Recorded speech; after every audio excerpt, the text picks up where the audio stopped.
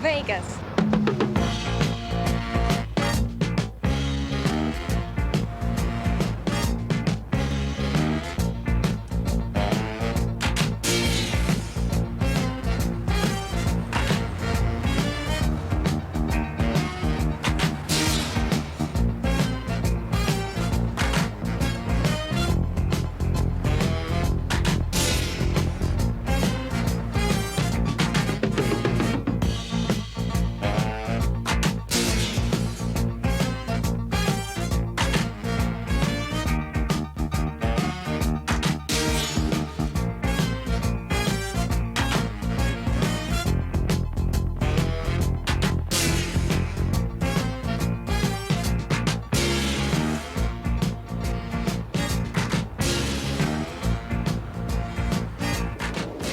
Only 75 years ago, it was just a railroad watering station.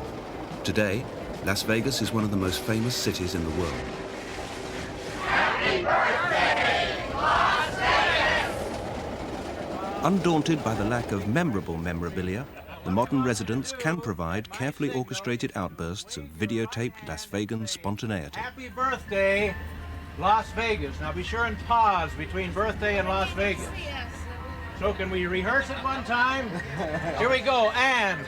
Happy birthday, Las Vegas! I can make more noise than that myself. Okay, are you ready? One more time from the top, and... Happy birthday, Las Vegas! No such occasion would be complete without royalty. Las Vegas provides its own.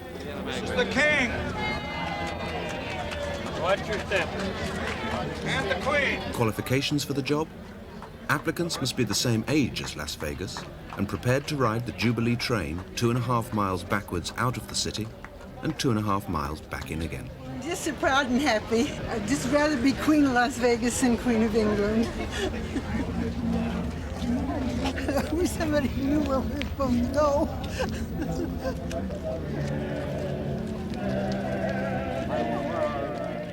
The community-minded citizens of America's largest small town huddle in the Holiday Inn parking lot to reenact the land auction that gave birth to their home. Thank you. $100 now, but I get 200. 200 there now, but I get 300 bid now, but I get 4. 300 now, 400, ma'am. Thank you. Now 500. 400 now, but I get 5. 5 is bid now, 5.5. Thank you. Now 600. Don't lose it. 600 now, but I get 50. I'm at 600 now, but I get 50. Sold out of here at $600.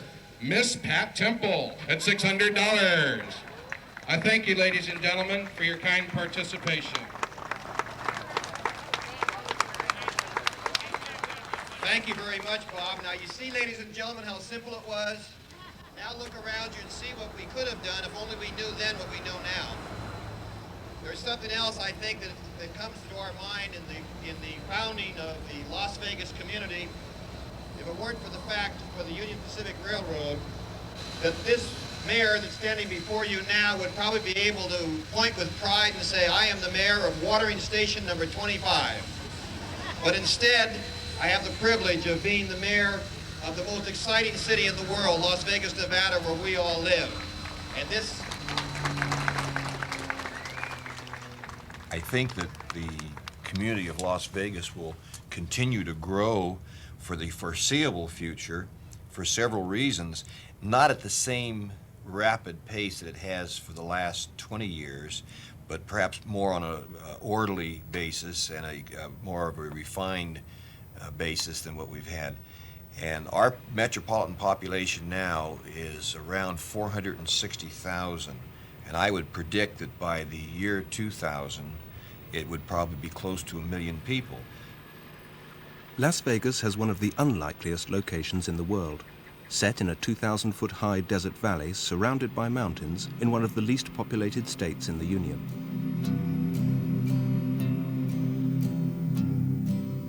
I ride in dusty and dry from the desert. I'm tired of these drifting red sands.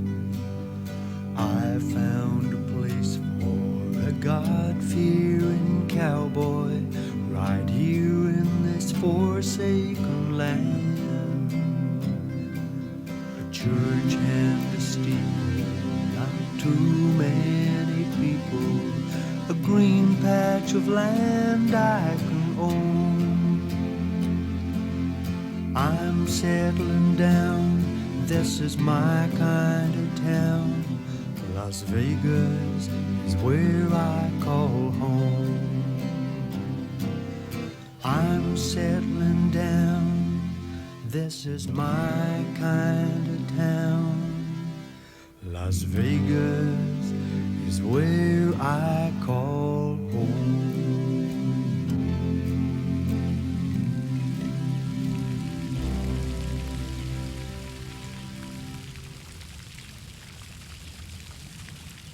Las Vegas means the meadows. The natural spring water that now irrigates the city's drainage system had often supported small communities in the desert: Mexicans, Indians, Spaniards, Mormons, and prospectors. But the sale of the Las Vegas ranch and water rights to the Union Pacific Railroad in 1902 was the first step towards the modern city.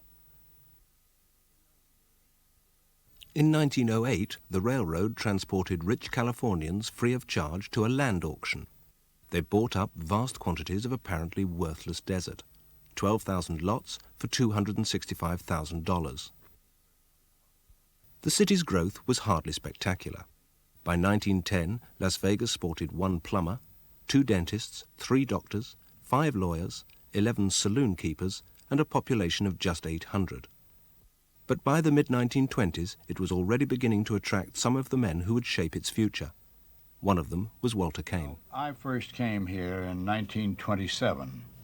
I came through here on an airplane, and at that time, Vegas was a refueling station for airplanes, automobiles, and the trains used to stop here to take on fresh water.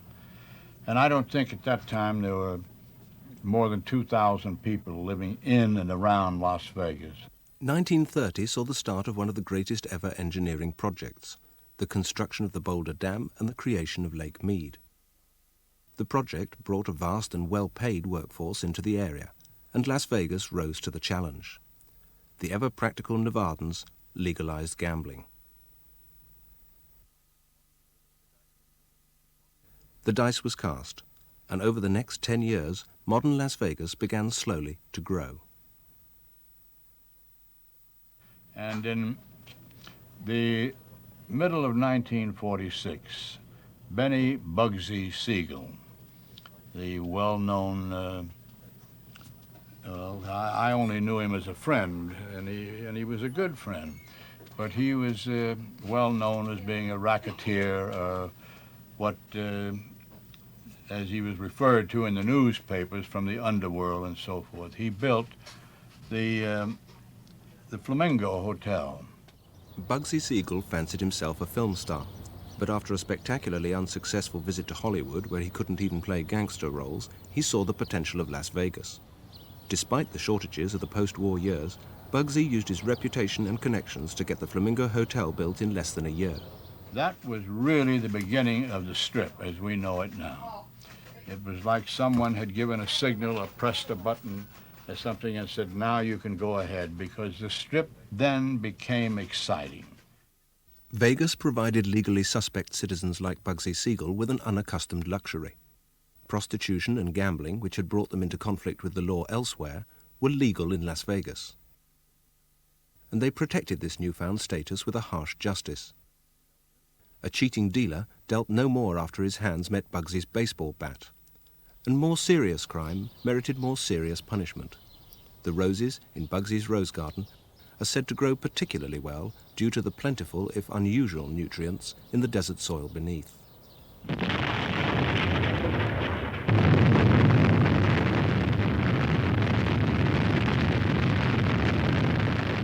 To the north of Las Vegas is nothing but desert, a wilderness. But it was a promised land to the atom bomb testers of the US Air Force in the 1950s.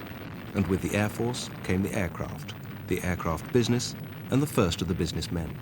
And then along about 1950-51, Mr. Howard Hughes, for whom I worked, and who was my best friend, and I was associated with him for 50 years or more. He came up here, he wanted to build an extension of Hughes Aircraft, well, we lived up here a year at the time, and he fell in love with Las Vegas. He'd always loved it, and I know that he wanted to own Las Vegas. He'd have liked to own Nevada, and he did his best to buy Las Vegas. Howard Hughes started buying hotels. He bought the Desert Inn, the Sands, the Castaways, the Frontier, the Silver Slipper, and the Landmark. Fearing his intentions, the Nevada Gaming Commission prevented further hotel sales, so Hughes started buying vacant land instead, 400 square miles of it. Indeed, the as-yet undeveloped lots on either side of the Las Vegas Strip are still largely owned by the Howard Hughes estate. Other corporate interests were not slow to follow Hughes' lead. They ousted their more obviously criminal rivals, and profit rather than pleasure became the raison d'etre of the growing city. Everything is so expensive now, as I told you a little while ago. You could come here and go and see a show. In the old days, it didn't cost you anything. You go in the Sands, didn't cost anything to go in and see the show. Desert Inn, or the Frontier, any of the places. You go in and see the show for nothing. Rooms were very economical. I can remember the time when they used to have what they call a chuck wagon, and they'd put the chuck wagon up about 1 or 2 o'clock in the morning. And they started off with just putting scrambled eggs and bacon and sausages and some toast and coffee. And then all the hotels were here then, started to have a chuck wagon, and then they got competitive. And they wound up giving you New York steaks or turkey or anything in the world. That was all free. Now little is free, or even what it seems. Las Vegas is the capital of a show business where performance is less valued than pulling power, and an audience is assessed on its gambling instinct. Different stars may attract different people, but it's the proportion of punters that's important. Sinatra can still increase a casino's take more than any other star, but even Las Vegas has its hardy perennials. Well, Las Vegas is very special to me because I first came here in 1944 when there were only 2 hotels on the famous Las Vegas Strip, the Last Frontier Hotel and the El Rancho Vegas. And I feel like I've grown up with the town, and I'm sort of a pioneer, and this is my 35th year here. So the town I feel much closer to than a lot of other cities in the United States, because I've played here more times than I can count, and the town has been very instrumental in teaching me my craft. Entertainment here in Vegas has always been of the glittery type, the tremendous electric signs and the glamour of the hotels and the costumes I wear and everything were more or less stimulated by that. And also the fact that I began after television playing in large places where people in the back rows had to be able to see me from a great distance. And it started out very innocently at first. I went from a black suit to a white suit, and then the white suit turned to gold, and then it turned to sparkles, and now they're studded with diamonds, and I wear expensive fur coats, and it's become a very expensive joke. But like Las Vegas itself, it's an expensive joke with a profit margin. Sure. If you'll go directly to the rear of the room, we've arranged a short orientation for you folks. If you'll step as quickly as possible. Over there by the candelabra. The middle-aged Middle Americans who help finance the charitable Liberace Foundation for the Performing Arts flock to see his clothes, his candelabra, his cars, and even his clone-like brother, George. We bought all kinds of stuff. You did. I'll sign it. Yeah, I want this for my little granddaughter. I'm George, the silent brother. Oh. Get your picture just taken. I just had my picture You taken, did. yes, That's signing good. this beautiful, I call beautiful autograph because we're very proud of Liberace name. Oh, thank you so much. Look at the beauty playing the piano. You see his autograph on everything. It's the same. Did you see this down here? Look at all this. This is the Hollywood home. And then we have the Palm Springs home. And then you get a nice picture of one of his furs that he wears on stage. These are $2. This picture disc that John was telling you about, this is going to be a collector's item. He's only going to put out about 10,000 of this.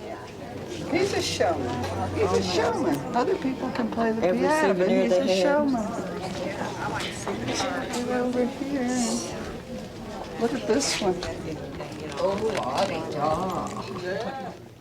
I believe it's the only city in the world, truly, where so many performers are performing at the same given time.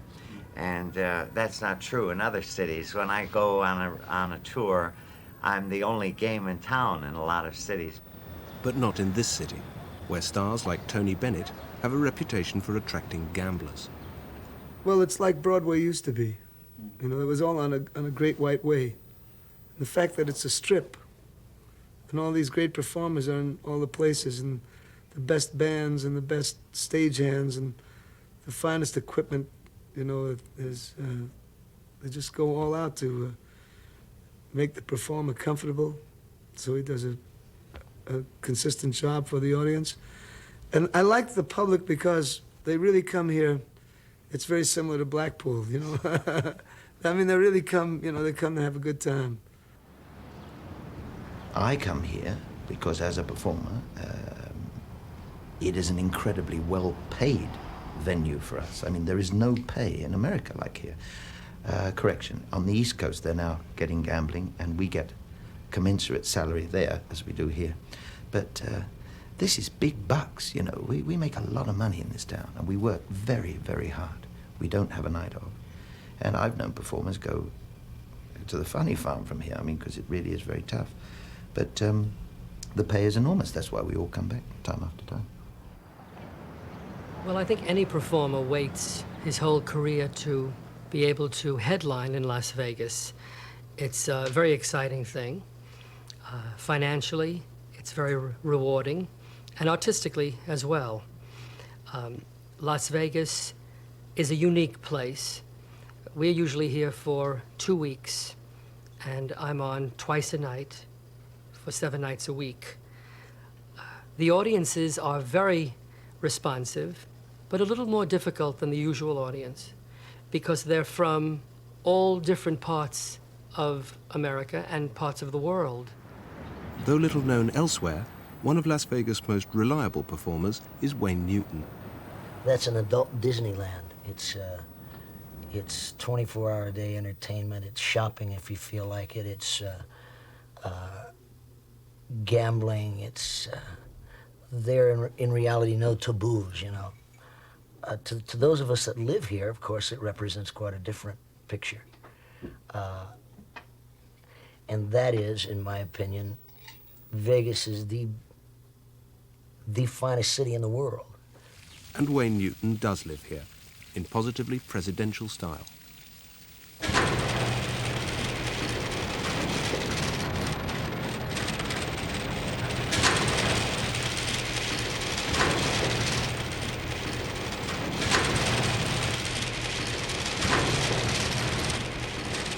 The rewards are considerable. A salary of $9 million a year tempts him to work Las Vegas full-time, with only a few reservations. The changes that I've seen that I don't like, frankly, would be the corporate level approach to this city and these hotels. I think if there is a danger of killing the proverbial goose that lays the golden egg, it's that. In an effort to recreate the pre-corporate atmosphere, Wayne Newton has now bought his own hotel casino. So it's not altogether surprising to find him the object of some pre-corporate mudslinging. I feel that the corporate approach to the public is charge them as much as you can charge them and give them as little as you can give them. Well, I think that we can do a much better job than that. And I'm willing to put my money where my mouth is. But in a gentleman's city, the one vital ingredient in Las Vegas entertainment has got to be ladies. Ladies. Ladies of Vegas.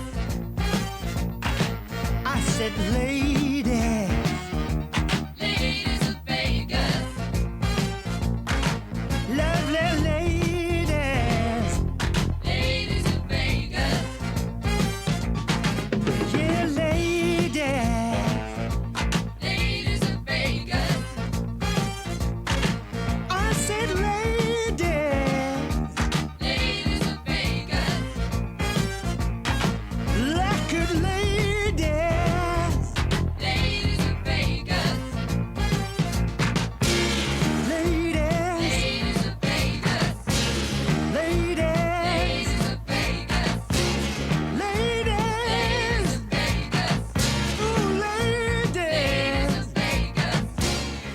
Whatever show business may show in Las Vegas, it is still fundamentally business. Chorus girls and superstars alike have but one purpose: to attract people to the hotels that house the showrooms, and thus to the heart of the hotel, the casino. This is where the lifeblood of Las Vegas is pumped into the community, more than $1,000 million worth every year.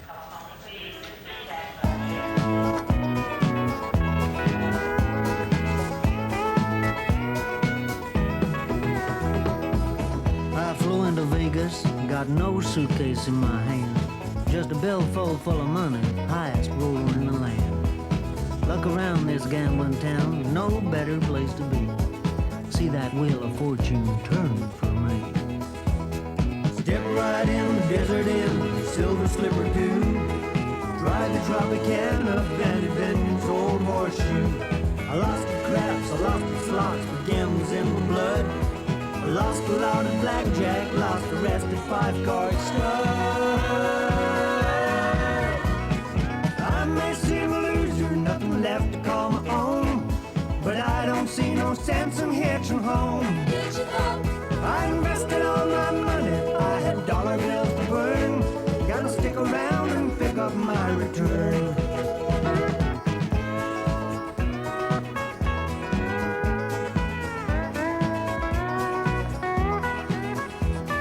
I may seem a loser, nothing left to call my own, but I don't see no sense in hitching home.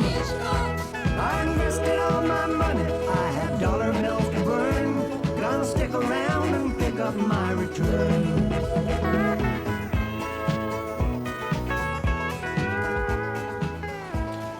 Gambling in Las Vegas is simple, comparatively safe, and psychologically irresistible. There are no clocks in the city, and the casinos never close. More than 50,000 slot machines suck in silver dollars 24 hours a day. I'll get my money in a minute. Got to run out of theirs. There it is. Spit it out. Get in there. Here they go. Right here. Hit them.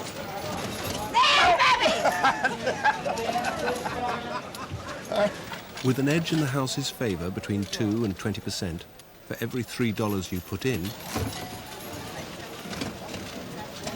you'll be lucky to get $2 out.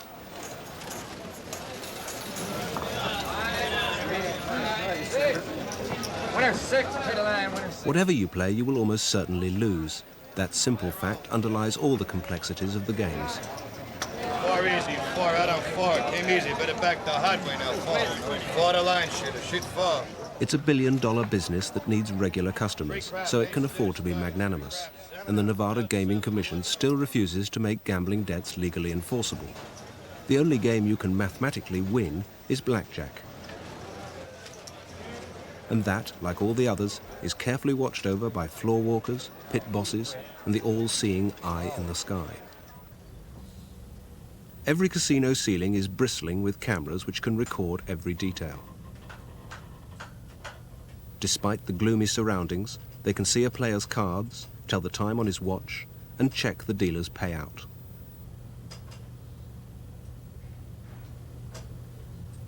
As often as not, however, they're used for an entirely different purpose. Just cover it up. Get your hands out of there, little girl. Now, if she was making a bet now, she'd have to move her hands, but we're playing, there we go. That's what we call in the industry 6 and 8s. That's a crap game, a version of a girl's breasts. We call them 6 and 8s. It's the comparative honesty of Las Vegas gambling that continues to attract the players, both amateur and professional, as here in the early stages of the World Poker Championships at the Horseshoe Casino. Bobby Baldwin, champion in 1978, is playing against comparative newcomer Eugene Scott. The pink chips are worth $500 each. The black, $100.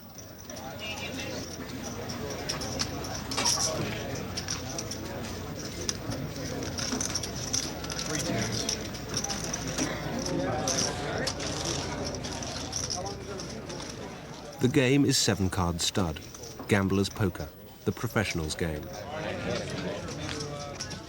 Each player must put up $10,000 before he can even enter the championship. It's a knockout competition, and after 4 days' play, the final pot will be more than $500,000. In 7-card stud, each player is dealt 3 cards face down and 4 face up. Cards are dealt individually, and players bet as they appear. From the 7 cards, a player must make the best 5-card poker hand he can. On the first deal, Scott gets 2 cards face down and the 2 of clubs face up. Baldwin is showing the 2 of spades. The bet, a mere $200. Scott's second card is another club. Baldwin's another spade. Both possible flushes, 5 cards of the same suit. Scott bets $1,000. The next card, a 2 of hearts, a pair of 2s. Scott bets $2,000 against the 3 of spades that Baldwin received. Baldwin matches the bet. The final face-up card.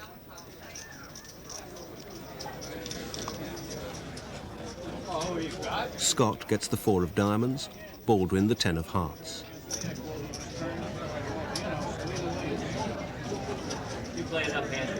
Baldwin's 3 spades are a strong possible flush. Undaunted, Scott bets $2,000 on his pair of 2s. Baldwin matches the bet. The final card is dealt face down. As the cards are revealed, Scott's nerve is justified. His hidden or whole cards contained a 7, giving him 2 pairs. Baldwin had only 1 more spade, a busted flush. Scott wins $15,000 in just over a minute.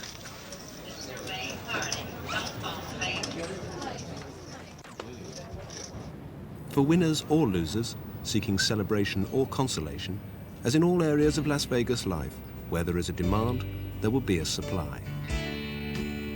She's young and she's pretty. She's just 17. I wish she was here close to me. She's sure the most beautiful thing I have seen. Oh, she's how I like my young ladies to be.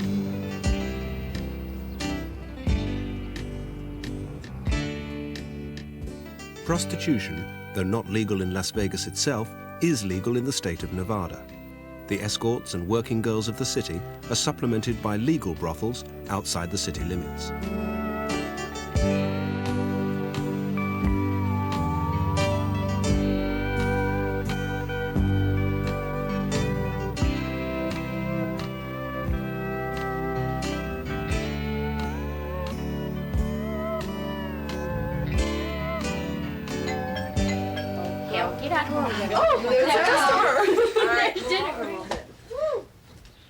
There are more than 12,000 known prostitutes working in and around Las Vegas, more than the entire population of the city in 1940. But for those with longer-term propositions in mind, there's yet another successful service industry. Every year, more than 60,000 marriages are performed in parking lot parlors. Okay, I have 11, 11:15. I have 11:30 open. 11:30? That would be good. Mm-hmm. That okay with you? Good. And the groom's first and last name, please. Albert Jones. And the bride's first name? Patricia. Pat, Carr, K-E-R-R. Okay, our chapel fee is $30. If you do want the photographs, corsages, or bouquets, we can make those arrangements for you. We will want okay. those. Can you give me an idea of what that would Yes, be? The photographs are 8x10 color. The one is 10, 3 different poses for $25, or the album of 9 for $75. And our flowers are $6 a number. They're silk, they're beautiful. This is the They're already here. You can pick them out when you corsage. come Oh, here. yes, fine. That's good. Okay, then. When should we be here? How Just early? 5 or 10 minutes before your wedding time. Okay. Okay, see you Thank tomorrow you. then. Okay, thank you. Bye-bye. Bye-bye. Thank you. Bye. Something old, something new, something borrowed, something blue. Hey, Red, won't you marry me? Hair of gold, eyes of blue, won't you let me hear you say the words I do? Hey, Red, won't you marry me?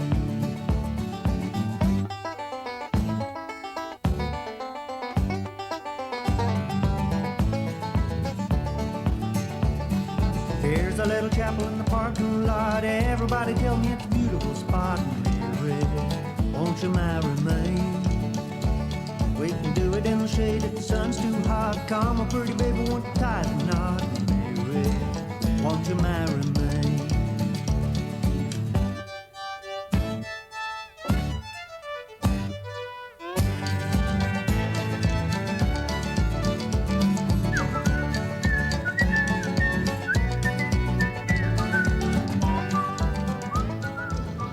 Place that ring now on your bride's left hand, Mark.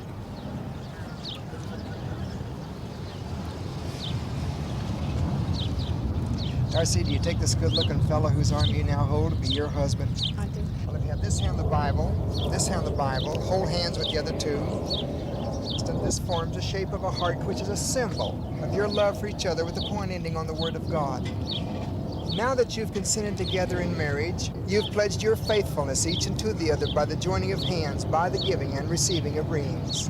I now pronounce you husband and wife, and those whom God hath joined together, don't let anyone put aside.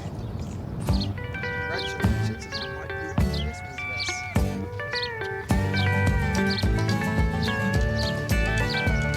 Living ever after happily, baby, let me tell you how it's gonna be.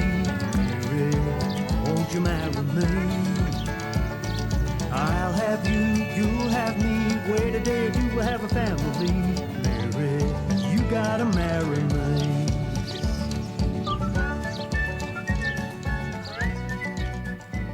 12 million people a year come to Las Vegas and dream of winning.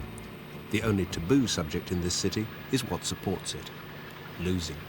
I hope that you might have had the opportunity to try your luck. Yes. And? Lost a lot of money. No, don't say it that way. Look at it this way, that when you go home and your friends ask you, how did you do in Las Vegas, you can tell them one of two things, that you either broke even or you won. Nobody loses in Las Vegas. Why not? What you've done, you've invested. You've invested in Las Vegas, and what you've done also, you've assured yourself that you'd like to come back and visit your investment.